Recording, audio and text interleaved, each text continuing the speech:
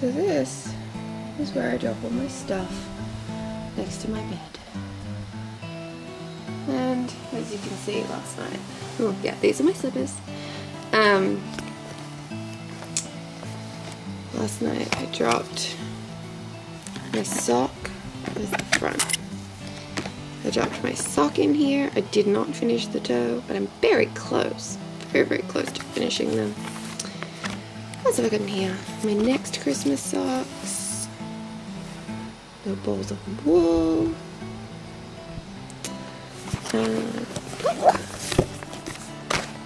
Knitlandia. My Clara Parks. You know, cords, cables. This is the wool I'm using for my dad's birthday jumper, which I'm nowhere near finishing, and I really need to get a wiggle on. It's beautiful wool. It's 80% wool, 10% cashmere, 10% silk. This is gorgeous tweediness. It's actually a bit more salmon-y, salmon pinky than is showing up right now. The lighting's really bad in here. Oh, that's a pattern for a parachute that I want to make. Ball bands, my dad's birthday card. You know, really important stuff. So this is my Fringe Supply Co.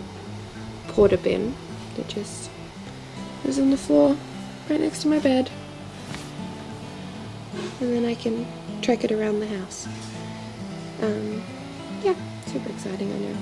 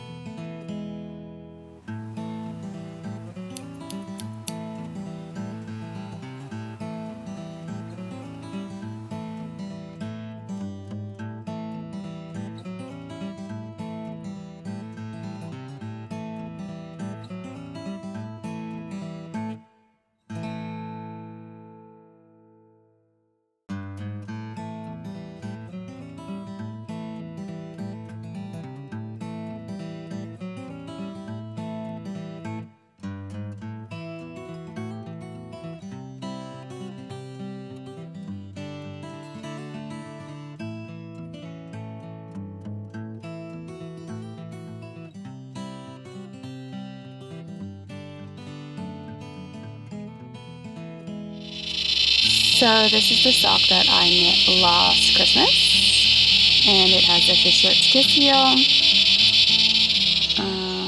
and I continued the ribbing onto the toe, and I did a short toe, meaning I decreased every round at the end of each needle.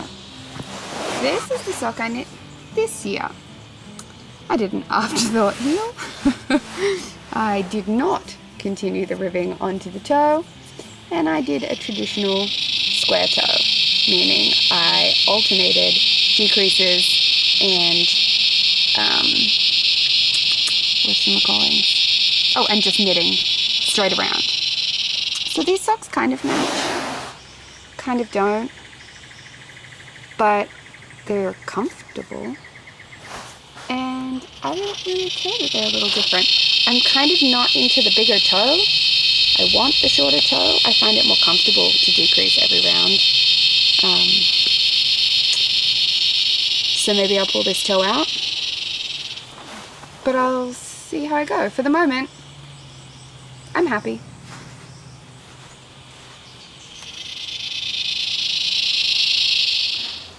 Okay, so the camera's a little bit crooked. I hope that doesn't drive you nuts, but you're propped up on pillows. I'm out in the balcony, it's the best I can do right now. But I finished my socks. And, ooh, yes please. My baby. Thank you. No, that's okay. Mom brought me snacks.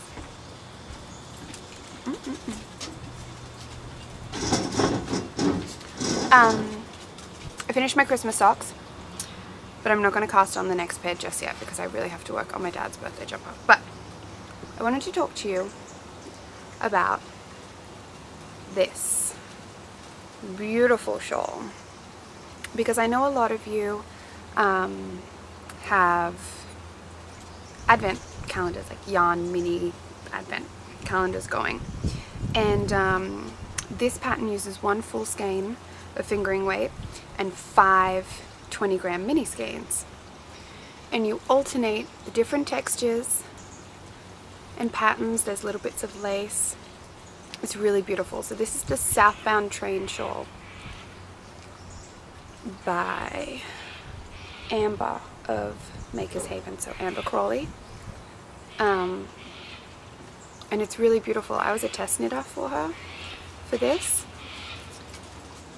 and I just used a combination of things that I had in my stash. It's a really beautiful triangular shaped shawl. Oh, it smells delicious. I used the one of the soaks. They all smell really good. But yeah, I just wanted to share it with you. It's a really, really hot day here, so I'll put it on quickly. But I really like wearing it kind of around one shoulder. It's really lovely. Yeah, I kind of want to get like a shawl pin or something so I can bunch it up and have something pretty here. It's alright, you can shut the door, Mom. She's trying to be really quiet behind the camera. Yeah, so the Southbound Train Shawl by Amber Crawley of Maker's Haven. And if any of you are lucky enough to have Amber's advent calendar, you should totally make one of these. It's so beautiful. The yarns I used. So the main color is a skein I got from the Wool Barn. I don't know any of the names. Sorry. This light green, the first light green, is Hedgehog Fibers. Then the darker green in the middle, it's probably easy to see in this lace pattern here, is Maker's Haven. I do know the name of that one, it's called Wild and Free. Then this next color is Malabrigo. The color is Arco Iris and it's their fingering weight. Then the dark blue is also Malabrigo. That is Persia. And the last color was a mini skein that I got from the Cozy Knitter that came in one of her clubs as the contrasting mini that I didn't use for the socks that I made. Yeah, I think it's really beautiful, and I like that I chose colors that went from, you know, greens right through to purple. So it's a really versatile shawl. It will yeah, go with a lot of clothes because there are so many colors in there. But you could just do it with 2 full 100-gram skeins. That would look really lovely as well, because there are these beautiful little, you know, textures and eyelets. Oh, it's so pretty. Anyway, Southbound Train. Sorry, I had to pause for a second. I had the little cheese that Mum brought me sitting next to me, and there was a pug on the floor. And I don't know how much time you've spent around pugs, but when it comes to food, you could basically interchange the U with an I, and that would be a pretty accurate description of the way they eat. So I had to eat my cheese before my Alfred got at it. What I'm going to work on this afternoon, because my dad is not currently home. Wow, this is the mess of the pattern that I have in my bag. I'm making him a rift pullover. This is a Brooklyn tweed pattern by Jared Flood, and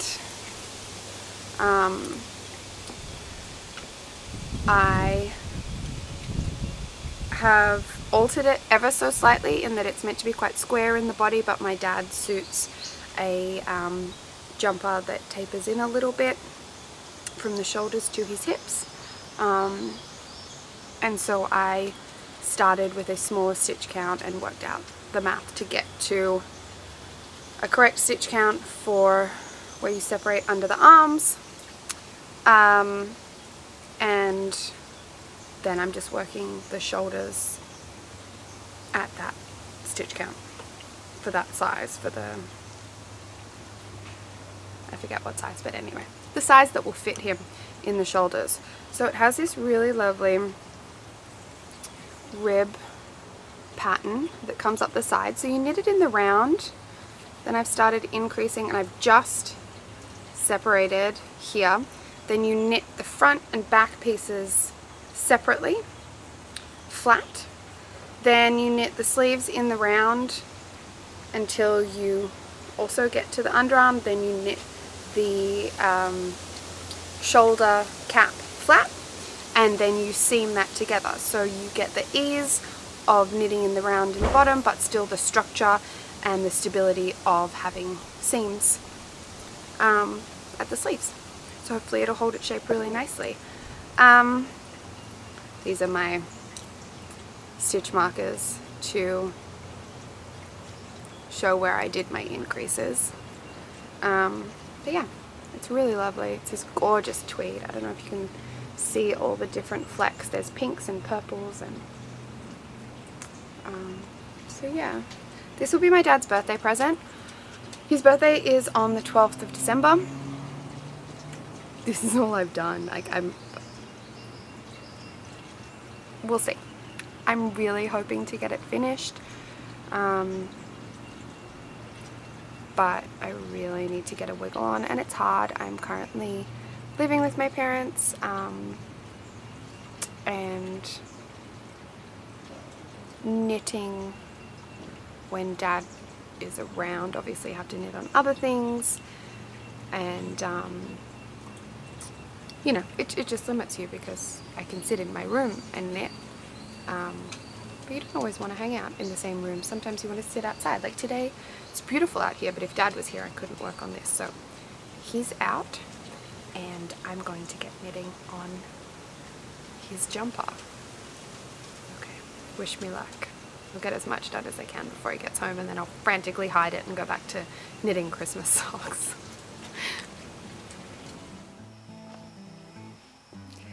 So pretty clothes off, practical clothes on, and I'm gonna go climb up very tall ladders and hang twinkly lights off our gutterings at the front of our house.